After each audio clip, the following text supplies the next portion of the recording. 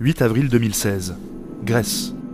Le Premier ministre grec Alexis Tsipras signe avec l'armateur chinois COSCO la revente du port autonome du Pirée, situé non loin d'Athènes.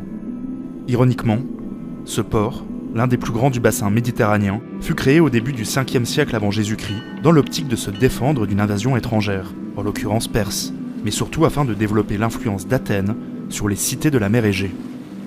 Derrière cette idée du développement naval d'Athènes se cache un homme dont l'impact fut considérable dans le monde antique, Thémistocle. Revenons donc sur les grandes étapes de la vie de ce stratège, qui a fait d'Athènes une grande puissance maritime et a réussi à repousser l'invasion perse.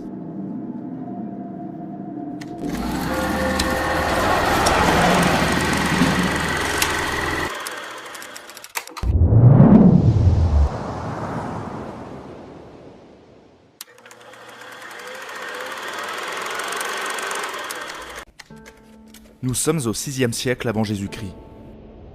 Le monde grec est alors composé de centaines de cités-États, d'importance variable.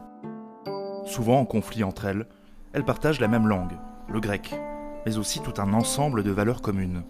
La religion, les coutumes ou les mœurs sont similaires. Ce monde grec s'étend jusqu'en Sicile, colonisé dès le 8e siècle, mais aussi à l'est, vers les Cyclades et les côtes d'Asie mineure. Doriens, Éoliens et Ioniens installés s'aventurent peu dans les terres, mais commercent et infusent peu à peu leur culture dans la région. Ces cités peuvent se regrouper en ligues, comme les 12 cités ioniennes, mais leurs relations restent toujours fluctuantes. À la fin du VIe siècle, ces cités se trouvent sous la tutelle du puissant royaume de Lydie et de son riche roi Crésus. Il faut payer un tribut et envoyer un contingent de soldats en cas de besoin. Mais les relations sont plutôt bonnes, et les cités restent autonomes dans leur gouvernance. Crésus tente alors de stopper l'expansion d'un puissant empire, aux ambitions territoriales dévorantes. Perse et Mède ont été unifiés par Cyrus II, issu de la dynastie achéménide, vers -550, après une longue phase de conflit entre les deux peuples. Désormais sous son autorité, l'empire s'étend rapidement. Le roi lydien est soumis après avoir tenté de s'opposer à Cyrus. La Lydie devient une satrapie, nom donné aux provinces perses.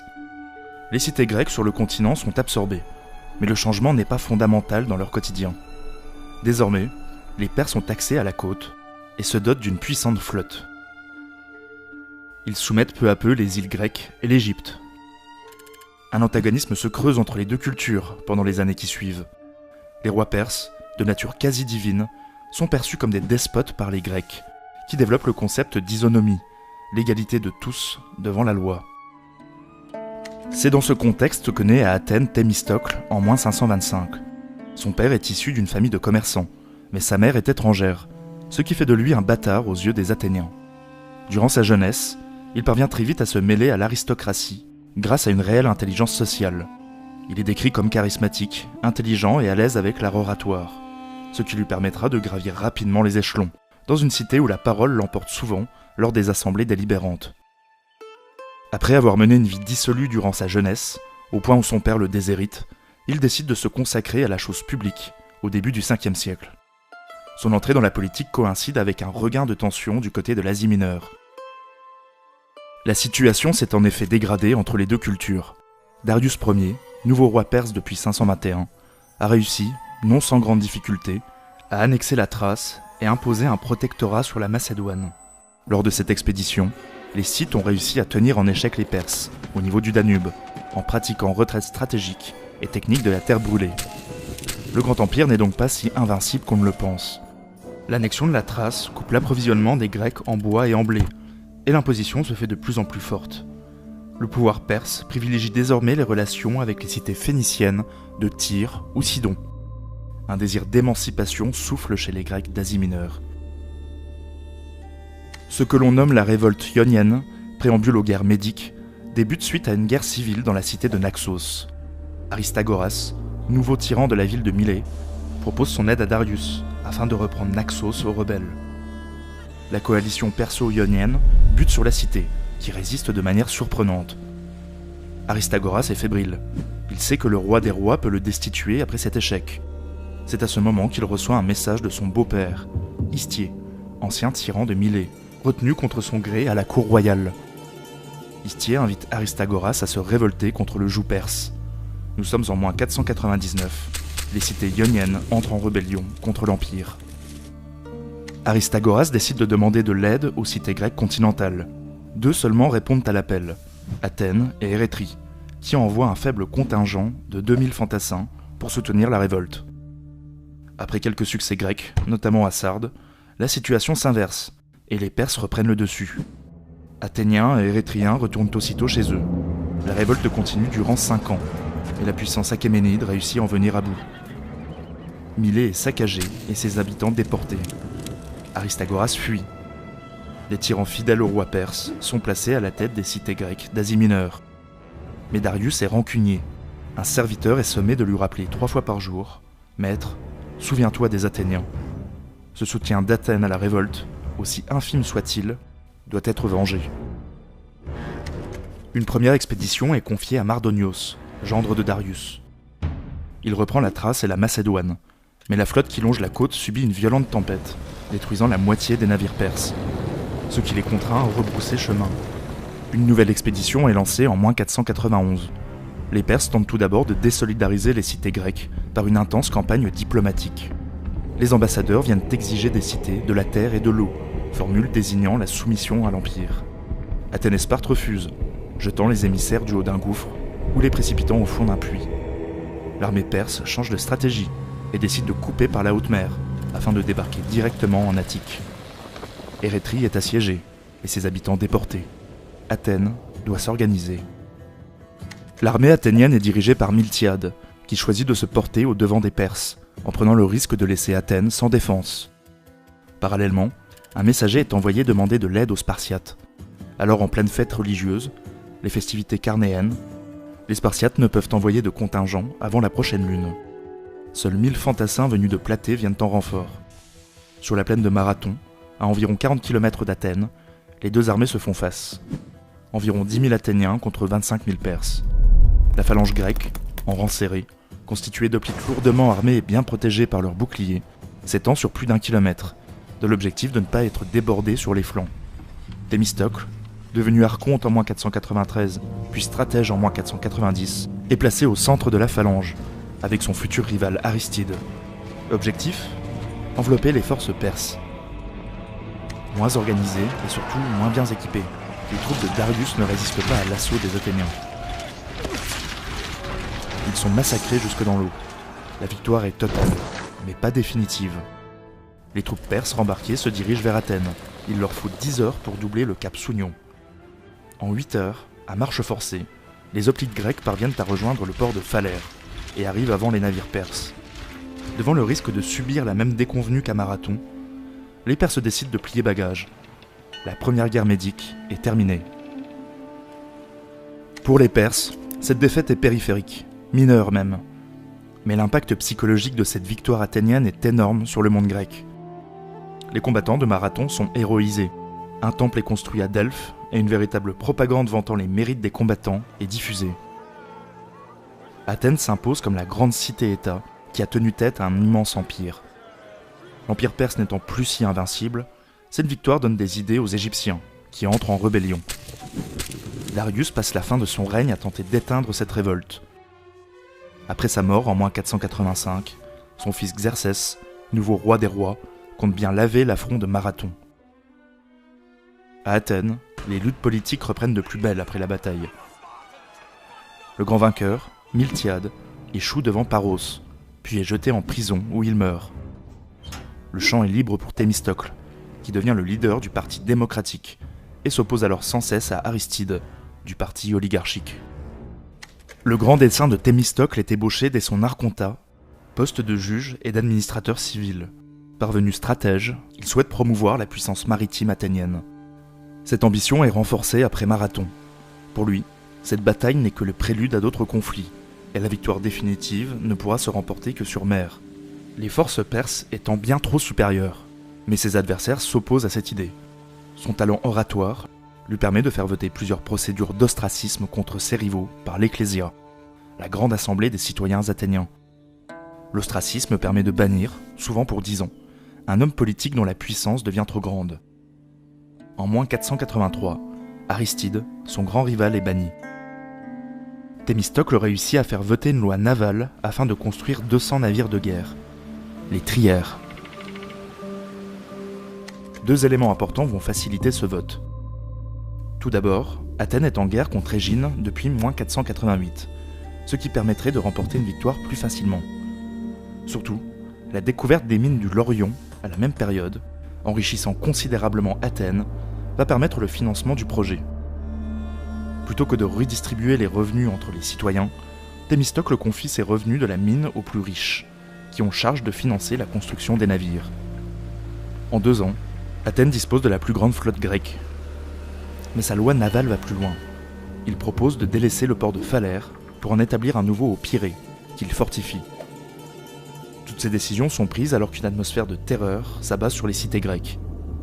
Xerxès est en train de préparer une attaque de très grande envergure. Commencés dès -485, les préparatifs mobilisent toutes les ressources de l'Empire. Xerxès reprend le plan de -492, avec une flotte longeant les côtes, afin de protéger et ravitailler les troupes terrestres, et attaqueront par le nord. Afin d'éviter le drame de la première tentative d'invasion, Xerxès envisage de creuser un canal dans la péninsule de Lactée. Comme son père, le souverain cherche à désolidariser les Grecs par l'envoi d'ambassades, mais il va plus loin. Afin d'empêcher un soutien militaire des Grecs de Sicile, dirigé par le puissant tyran de Syracuse Gélon, Xerxès s'associe à leurs rivaux carthaginois, qui doivent attaquer la Sicile au même moment. Gélon n'enverra aucune aide aux cités grecques. En -481, l'armée d'environ 300 000 hommes composée d'une centaine de nationalités est prête à partir. Pour traverser l'Hellespont, un pont de bateaux est construit. Mais une tempête brise la construction. Vexé, Xerxès inflige 300 coups de fouet à la mer comme châtiment. 2 nouveaux ponts sont construits, chacun avec 314 navires alignés sur plus de 3 km. Au printemps -480, l'immense convoi se met en marche. Plutarque ira jusqu'à dire que l'Empire perse s'est vidé de tous ses hommes. La panique assaille les Grecs, d'autant que l'oracle de Delphes annonce une catastrophe militaire à venir. Un congrès des cités se réunit à Corinthe pour organiser la défense. Il est présidé par Sparte, dont l'armée est considérée comme la plus puissante du monde grec. Certaines cités brillent par leur absence, comme la puissante Argos, souvent en conflit avec Sparte. Le climat est houleux, mais Thémistocle parvient une fois de plus à imposer ses vues en exaltant les participants. 31 cités s'engagent à défendre la Grèce de l'attaque perse. Le commandement de cette alliance défensive échoua aux Spartiates. Les cités du nord se soumettent une à une sans la moindre résistance. Thémistocle se joint au premier corps expéditionnaire chargé de stopper l'avancée perse, dans le défilé de Tampé. Sentant le piège, Xerxès le contourne, obligeant à une première retraite grecque. La Thessalie tombe aux mains du souverain Achéménide. Il faut un nouveau plan d'urgence. Mais les Spartiates rechignent encore à envoyer toutes leurs troupes. Leurs festivités religieuses les en empêchent à nouveau. Thémistocle doit user de sa puissante rhétorique pour les convaincre d'envoyer un contingent. 300 hoplites d'élite sous le commandement de Léonidas Ier doivent tenir le défilé des Thermopyles, étroits goulots d'étranglement, offrant un avantage défensif indéniable. Il est rejoint par d'autres troupes de l'Alliance. Au total, 7000 hommes. Parallèlement, 271 trières se positionnent à hauteur de l'Artémésion pour contenir la flotte ennemie. Le Spartiate Eurybiade est à la commande, épaulé par Thémistocle. L'oracle de Delphes avait prophétisé quelques jours avant la manœuvre. Il faut prier les vents, car ils seront les alliés des Grecs. Les dieux leur sourient, en effet. Une puissante tempête détruit 400 navires perses. Xerxès ne peut plus diviser sa flotte. Les navires grecs sont quant à eux tirés sur la terre ferme et ne subissent aucun dégât. 2 batailles s'engagent ce 18 août -480. Au Thermopyles, Léonidas résiste héroïquement à des vagues d'assaut perses. La bataille livrée à l'Artémésion témoigne d'une réelle maîtrise des flots par les Grecs, tandis que les Perses, désorganisés, subissent de nombreuses pertes. Sur terre comme sur mer, la résistance dure 3 jours. La position de Léonidas est contournée après une trahison, et les derniers soldats spartiates tués. Leur sacrifice héroïque fera la gloire de Sparte. Thémistocle se replie sur Athènes. Acculé, il soumet aux Athéniens une proposition originale. Tandis que l'armée de Xerxès ravage tout sur son passage, le stratège athénien propose d'abandonner Athènes et de livrer bataille sur mer. Le raisonnement est rationnel. Pour lui, il est impossible de battre les forces terrestres lors d'une bataille rangée. Il faut donc couper l'armée de son ravitaillement maritime, grâce à l'habilité grecque à la manœuvre navale. La solution est adoptée, l'Attique abandonnée. Réfugiés derrière l'isthme de Corinthe, mais surtout à Égine et Salamine. Les Athéniens assistent impuissants au sac de leur cité. Thémistocle doit rapidement agir, car les dissensions fracturent déjà les Grecs sur l'attitude à suivre. Rusé comme Ulysse, il tente un piège à Xerxès. Il envoie un messager au roi des rois, lui rapportant que les Grecs ont cédé à la panique, et qu'il peut remporter une victoire totale en attaquant maintenant. Xerxès mord à l'hameçon. Galvanisé par ses victoires, faisant confiance à ce type d'informations, il envoie sa flotte dans le détroit de Salamine, où l'attend de pied ferme le stratège athénien. Le grand roi prend place sur le mont Égalé pour assister à la bataille. Les 3 goulots d'étranglement empêchent le déploiement complet de sa flotte. Pire, la manœuvre est difficile, les navires s'entrechoquent. Les Athéniens, bien portés par les vents, éprennent les trières perses avant de se lancer à l'abordage. 12 heures durant, les navires grecs transpercent et coulent les navires perses.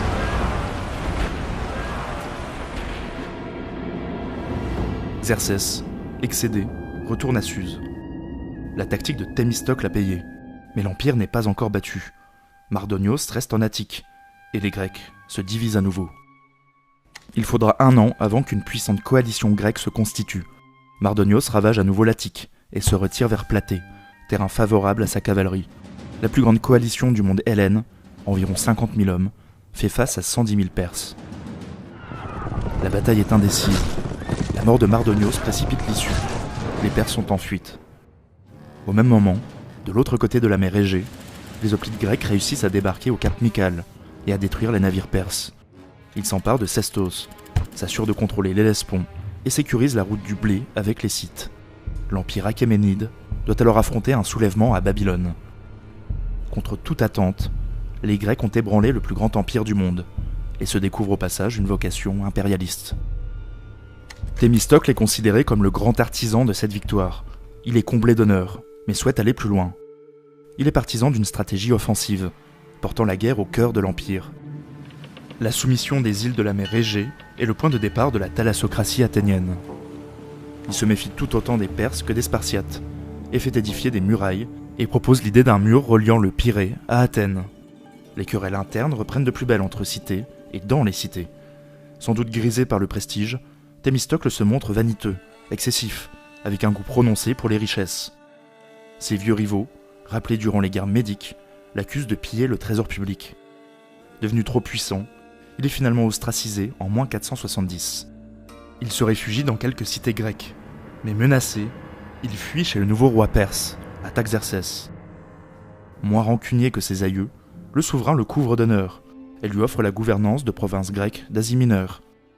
Exclu de la cité qu'il a réussi à élever en grande puissance, réfugié chez son ancien ennemi, Thémistocle meurt à 65 ans, dans des circonstances obscures.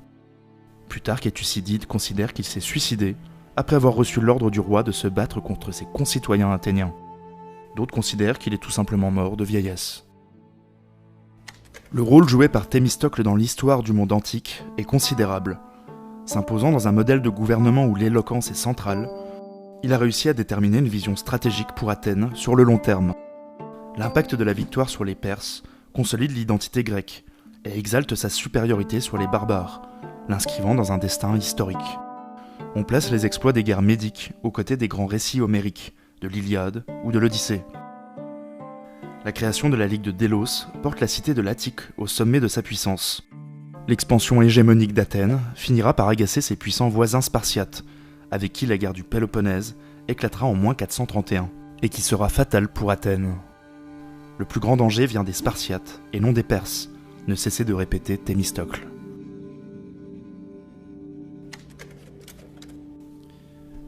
Voilà, alors j'espère que cette vidéo vous a plu. Donc comme d'habitude, si c'est le cas, n'hésitez pas à mettre un pouce vers le haut et à partager au maximum. Si vous souhaitez aider au développement de la chaîne, je vous invite à vous rendre sur Tipeee ou Utip. D'ailleurs, j'en profite encore pour remercier les tipeurs. Merci encore d'avoir visionné, et je vous dis à bientôt pour un nouvel épisode.